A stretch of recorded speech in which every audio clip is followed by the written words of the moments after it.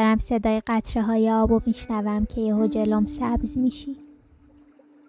سیاه سفیدی مثل فیلمای قدیمی.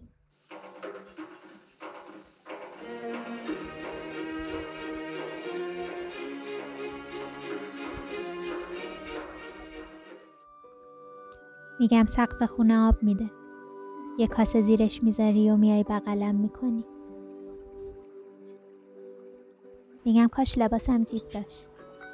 اون وقت میذاشتمت توی جیبم و خیالم راحت میشد. بهم میخندی. میگی خیالت از چی راحت میشد؟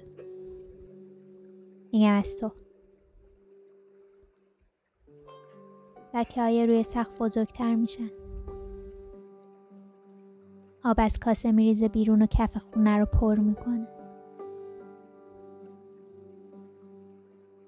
من ولی هنوز نشستم. منتظر این که فردا صبح که چشمام رو باز کردم سقف خونه نریخته باشه. من لباس جیب دارم رو پوشیده باشم و تو دوباره برگشته باشی.